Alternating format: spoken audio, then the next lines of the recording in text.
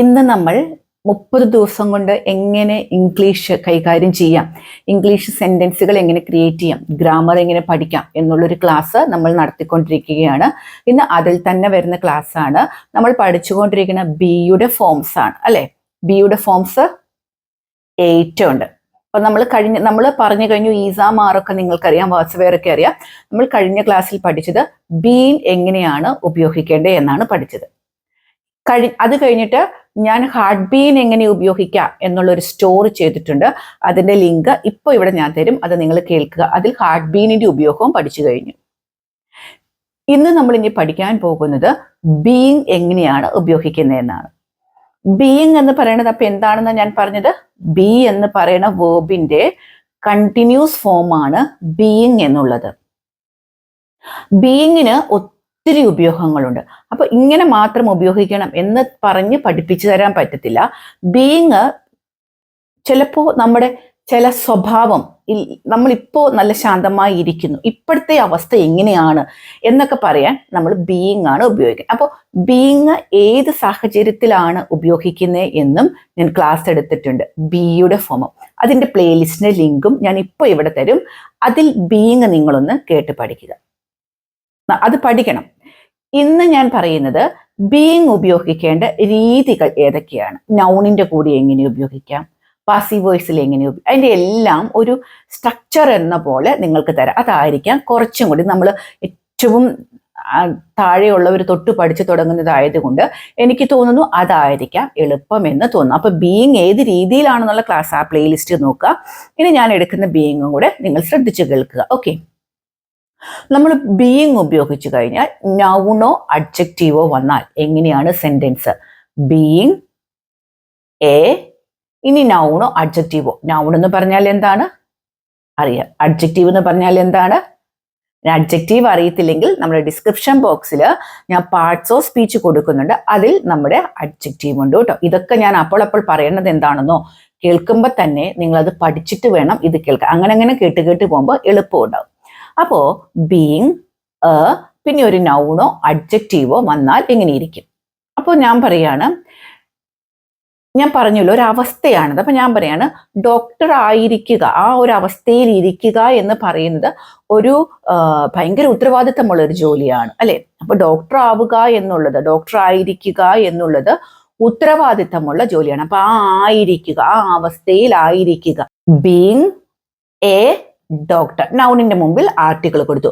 Being A doctor is demanding job. അതൊരു demanding ജോബാണ്, ഭയങ്കര responsibility ഉള്ള ഉത്തരവാദിത്തമുള്ള ജോലിയാണ്. അപ്പോൾ ബീയിങ് എ ഡോക്ടർ, ആ അവസ്ഥ ഡോക്ടർ എന്ന ജോലിയിലായിരിക്കുക, being A doctor.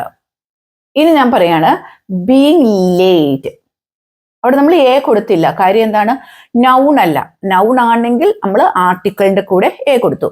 Being late, being late is unexpected. അത് അംഗീകരിക്കാൻ പറ്റാത്തൊരു കാര്യമാണ് ലേറ്റ് ആവുക എന്നുള്ളത്. Being late. അപ്പൊ ബീയിങ് എ ഡോക്ടർ നൗൺ കൊടുത്തു, അഡ്ജക്റ്റീവ് ആർട്ടിക്കിൾ കൊടുത്തു.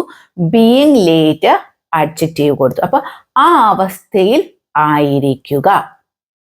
ക്ലിയർ? അതാണ് നമ്മൾ ബീയിങ് കഴിഞ്ഞിട്ട് ഒരു നൗണോ അഡ്ജക്റ്റീവോ ഉപയോഗിക്കേണ്ട രീതി. ഇനി നമ്മൾ ബീയിങ് എങ്ങനെ ഉപയോഗിക്കാം? ബീയിങ് ഞാൻ നേരത്തെ പറഞ്ഞ ആ ക്ലാസ്സുകളിൽ ബീയിങ് പാസീവ് വോയിസിൽ എന്നൊക്കെ പറഞ്ഞിട്ടുണ്ടായിരുന്നു. പാസീവ് വോയിസിൽ ബീയിങ് എങ്ങനെ ഉപയോഗിക്കാം? പാസീവ് വോയിസിലാണെങ്കിൽ വേർബ് എങ്ങനെയായിരിക്കും? V3 ഫോമിലാണ് എപ്പോഴും അല്ലെ. പാസീവ് വോയിസ് കേട്ട് പഠിക്കാം. അപ്പോൾ ഞാൻ പറയുകയാണ്, തെറ്റുധരിക്കപ്പെടുന്നത് ഒരു നമുക്ക് നിരാശ ഉണ്ടാക്കുന്ന ഒരു കാര്യമാണ് അല്ലെ. തെറ്റുധരിക്കപ്പെടുന്നത് നിരാശാജനകമാവും, അത് നിരാശയുള്ള ഒരു കാര്യമാണ് അല്ലെ. ഇവിടെ ഒന്നും പിന്നെ നിങ്ങൾ അപ്പൊ എങ്ങനെയാണ് അവിടെ ബീയിങ് ഉപയോഗിക്കേണ്ടത് എന്ന് നിങ്ങൾ ചിന്തിക്കും. പാസീവ് വോയിസിൽ എന്തില്ല?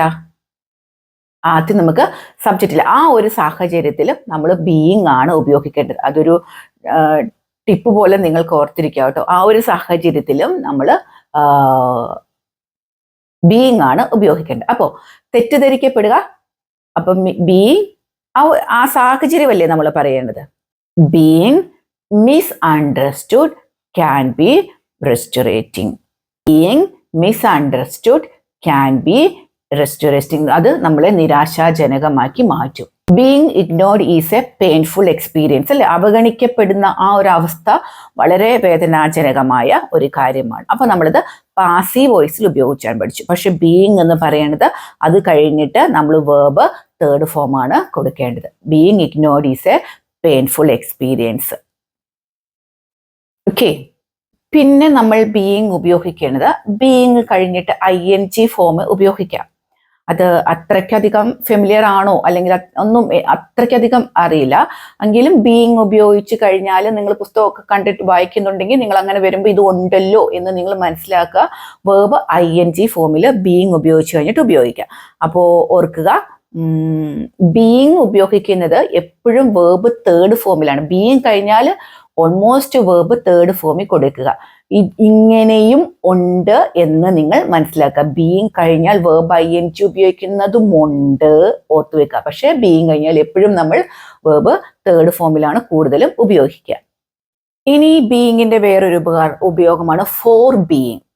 ഫോർ ബീയിങ് കഴിഞ്ഞാൽ പിന്നെ നൗണോ അഡ്ജക്റ്റീവോ. ഫോർ ബീയിങ് അല്ലെങ്കിൽ അതെന്ന് പറഞ്ഞാൽ ഒരു പ്രത്യേക അവസ്ഥയായതുകൊണ്ട് അല്ലെങ്കിൽ ഒരു പ്രത്യേക കാരണമായതുകൊണ്ട് അങ്ങനെയൊക്കെ സംഭവിച്ചു എന്ന് പറയാനാണ് ഫോർ ബീയിങ്. പിന്നെ വരുന്നത് നൗൺ അഡ്ജക്റ്റീവ്. നമ്മൾ എക്സാമ്പിൾ നോക്കുമ്പോൾ നിങ്ങൾക്ക് മനസ്സിലാവും. She was criticised for being careless. Being കഴിഞ്ഞാൽ നമ്മൾ ഉപയോഗിച്ചത് ഒന്നെങ്കിൽ നൗണോ അല്ലെങ്കിൽ അഡ്ജക്റ്റീവ് ആയിരിക്കണം. അതിന് തൊട്ട് മുമ്പ് for being. She was criticised for being careless. അവള് കെയർലെസ് ആയിരുന്നത് കൊണ്ട്, അവള് കാര്യങ്ങളൊന്നും ശ്രദ്ധിക്കാത്തത് കൊണ്ട് ഒത്തിരി അവള് കുറ്റപ്പെടുത്തലുകൾ കേട്ടു, ഒത്തിരി അവള് ബുദ്ധിമുട്ടി. അപ്പൊ she was criticised for being careless. He was priced for being helpful. He was priced for being helpful. അദ്ദേഹം നല്ല മനസ്സുള്ള ഒരു വ്യക്തി ആയതുകൊണ്ട് അദ്ദേഹം ഒത്തിരി ബഹുമാനിക്കപ്പെട്ടു, ആദരിക്കപ്പെട്ടു. അപ്പൊ നമ്മൾ അങ്ങനെയൊക്കെ ആയത് കൊണ്ട്, ആ അവസ്ഥയിലൊക്കെ ആയത് കൊണ്ട് ഫോർ ബീയിങ് പിന്നെ നൗണോ അല്ലെങ്കിൽ അഡ്ജക്റ്റീവോ ഉപയോഗിക്കുക. ഇതിങ്ങനെ കുറേ ഉണ്ട് കൂട്ടം. നമ്മൾ അങ്ങനെ നോക്കുവാണെങ്കിൽ ബീയിങ്ങിന്റെ ഉപയോഗം ഒരുപാടുണ്ട്. ഒന്നും കൂടെ പറയാം. ഇനി ആഫ്റ്റർ ബീയിങ്. ആഫ്റ്റർ ബീയിങ് കഴിഞ്ഞാൽ നമ്മൾ ED ഫോം കൊടുക്കുക, പാർട്ടിസിപ്പിൾ. ആഫ്റ്റർ ബീയിങ് പാർട്ടിസിപ്പിൾ ഫോമാണ് അത് കഴിയുമ്പോൾ. അപ്പൊ ഞാനിപ്പോ ഫോർ എക്സാമ്പിൾ പറയുകയാണെങ്കിൽ after being informed he took immediate action. After being informed ചെയ്തതിന് ശേഷം ഹി ടുക്ക് ഇമ്മീഡിയറ്റ് ആക്ഷൻ. പെട്ടെന്ന് തന്നെ അവന് ആക്ഷൻ എടുത്തു.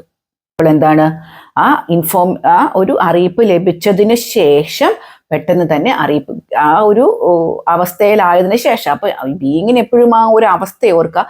After being informed he took immediate action എടുത്തു.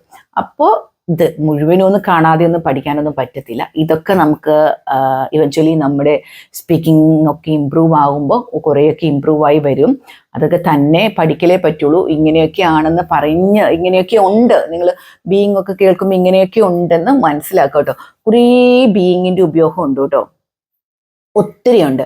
ഇനി രണ്ടെണ്ണം ഞാൻ ബീയിങ്ങിനെ കുറിച്ചുള്ള രീതി നമ്മുടെ കമന്റ് ബോക്സ് കൊടുക്കാം, നിങ്ങൾ അതൊന്ന് ചെക്ക് ചെയ്യുക കേട്ടോ. കാര്യം എല്ലാം ഇങ്ങനെ പറഞ്ഞുകൊണ്ടിരിക്കുമ്പോൾ കുറേ കേൾക്കുമ്പോൾ നിങ്ങൾക്ക് മടി പിടിക്കും. അപ്പം നമ്മുടെ കമന്റ് ബോക്സിൽ ഒന്ന് രണ്ട് ഉപയോഗങ്ങൾ കൂടെ കൊടുക്കുക. ഇങ്ങനെ തന്നെ ബീയിങ് ഇങ്ങനെയൊക്കെയാണ് എന്ന് കാണാതെ ഒന്നും പറഞ്ഞു തരാനൊന്നും പറ്റത്തില്ല. അത് നമ്മൾ സംസാരിക്കുമ്പോൾ കൂടുതൽ ഉപയോഗിച്ചും മനസ്സിലാക്കിയും പിന്നെ വായനകളിലൂടെയൊക്കെ ഇമ്പ്രൂവ് ചെയ്യുകയാണ് ചെയ്യേണ്ടത്.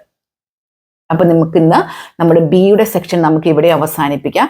ഈസാമാറ് വാസവേറൊക്കെ നിങ്ങൾക്ക് അറിയുന്ന കാര്യമാണ്, എപ്പോഴും കേൾക്കുന്ന ഒരു കാര്യമാണ്. ഇനി അറിയില്ലെങ്കിൽ അത് ചോദിക്കാം.